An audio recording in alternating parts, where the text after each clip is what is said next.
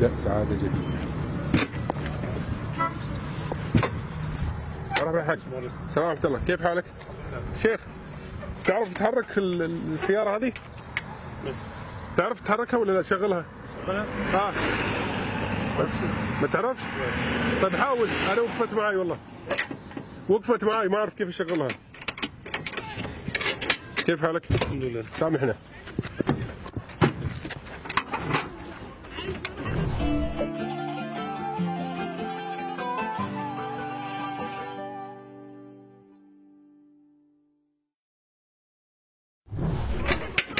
لحظة افتح استاذي. ايوه ده مشتري جديد وتورطت فيه. ما تعرف تشغله؟ ايوه هنا ركب. طيب تعرف تشغله ولا لا؟ شغاله بس ما اعرفش. طيب جرب. انا وقفت معي ما ظلت تشتغل. انت جربت تسوق قبل ولا لا؟ انا بسوق موتوسيكل بس. يمكن هذا نفس الموتوسيكل لان انا جربت حطيته على الجير، شوف وصل الجير رابع ما عرفت كيف ارجعه. انت من هنا من المنطقة؟ ايه؟ من المنطقة هنا؟ ايوه.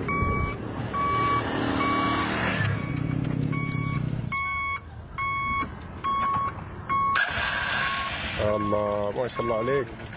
الله يبارك فيك. بس ما اعرفش اسوق. طيب ما تعرف تسوق؟ طيب انا فكرت عندي مشكلة ورا، خلاص طيب الله يعطيك العافية. شكرا شيخ. سامحنا. الله يبارك فيك. وين رايح؟ خلينا نسولف معك. تحت امرك. نتعرف عليك، يعني ساعتنا تمشي كذا من دون. الله يبارك فيك. انت تشتغل هنا في المنطقة ولا؟ انا من بلد ثانية ورا شوي. من بلد ثاني. شو تشتغل؟ والله انا فاتح كتاب، يعني بحفظ اولاد القرآن في المسجد. تحفظ قرآن ما شاء الله. الله يبارك فيك. انا كنت احفظ يوم كنت صغير. ايوه بس بعد ما كبرت يعني. وين؟ بعد ما كبرت بقيت احفظ يعني. انت يعني تحفظ الناس، يعني شغلك انك تحفظ قرآن. الاولاد الصغيرين اللي هم عندنا في البلد يعني القرى. سبحان الله سبحان الله. الله يبارك فيك. نحفظ. ويعني يوفقك ان شاء الله في شغلك. شغلة ثانية ما عندك؟ لا ما فيش فلوس. طيب وهذه الشغلة فيها فلوس؟ فيها رزق؟ والله هي الفلوس بسيطة بس في بركة يعني بفضل الله سبحانه وتعالى.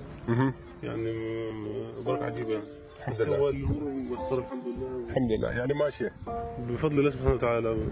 لما الواحد ينزنق ولا حاجة ممكن يشتغل يومية، بس هو في بركة الحمد لله. الواحد ما راح يحس المرتب ممكن الشغل يكون 600 700 جنيه في الشهر. في الشهر. وممكن في اولاد ما بتدفعش مثلا، يعني ولد بيحفظ قرآن ما فيش يكون مروح.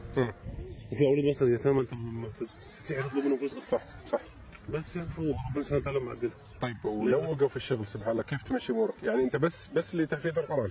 ايوه فقط شغلتك تحفيظ القرآن. ايوه. انت مش امام مسجد ولا امام مسجد؟ لا انا بكالوريوس خدمه اجتماعيه. خدمه اجتماعيه. حلو. بس ما توظفتش ولا حاجه. دورت يعني حاولت ولا؟ حاولت كذا مره بس ما فيش يعني. بدات اعلم لاولاد القريه عندنا في البلد في القران الكريم. هذا سبحان الله تعالى ربنا يبارك يعني الحمد لله. انا عندي 3 اولاد دلوقتي ما شاء الله. حاسس ببركه الحمد لله سبحانه وتعالى. وقت ما انزنق في حاجه اطلع الشغل يوميه كذا. شو تشتغل؟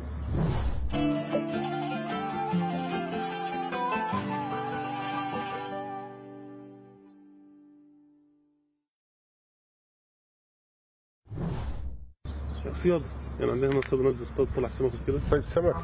طيب تعلمنا كيف نصيد سمك. انا غريب عليكم بس ممكن نزورك. انت فين بيتك وين؟ قريب ولا بعيد؟ لا بعيد شوي. بعيد ها؟ بلد ثاني هنا ورا. طيب لو تشتغل على هذا فيك؟ الشيء هذا؟ يعني ممكن لو تشتغل عليه، لو اتفقنا يعني مثلا ممكن كيف تمشي فيه ونتفق انا وانت وسبحان الله. انا جايني هذا هديه. تقدر ولا ما تقدر؟ نحاول. طيب حاول تشغله اذا قدرت. اشتغل بس ما اعرفش اسوق. بس ممكن تتدرب. طيب يعني انا ما اعرف شو اقول لك بس. تعرف تطلع المفتاح؟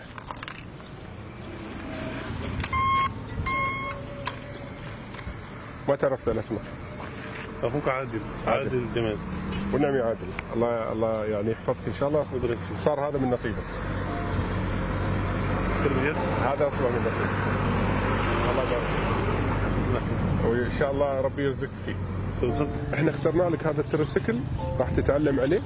حاولنا نجيب لك شيء يكون لك فيه دخل ثابت اخر يساعدك في حياتك بالاضافه لتحفيظ القران. الله يبارك فيك. ربنا يحفظك. ويفتح لك الخير وان شاء الله ربي يرزقك فيه وانت تستاهل. ربنا يبارك فيك. اللي يحفظ كتاب رب العالمين للناس لازم الناس تكون معه، وهذه مش مساعده، هذا فضل من رب العالمين. الله يبارك فيك.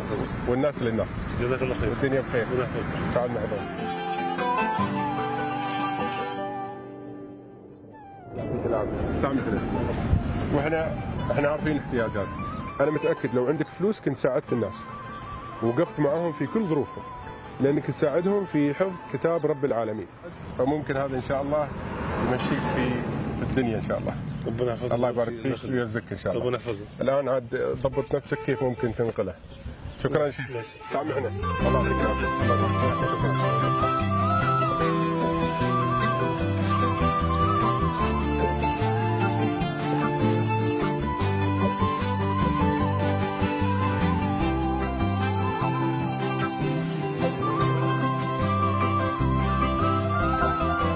سجدة شكر تغني عن 1000 كلمة، وتحمل امتنانا وشكرا لرب كريم رحيم ممن من عليهم بسماحة الوجه ليعكس طيب أصلهم ونقاء أرواحهم.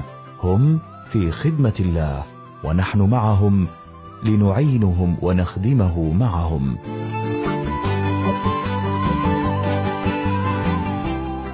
أفواه تشرب من وحي الرحمن وربك يمنحها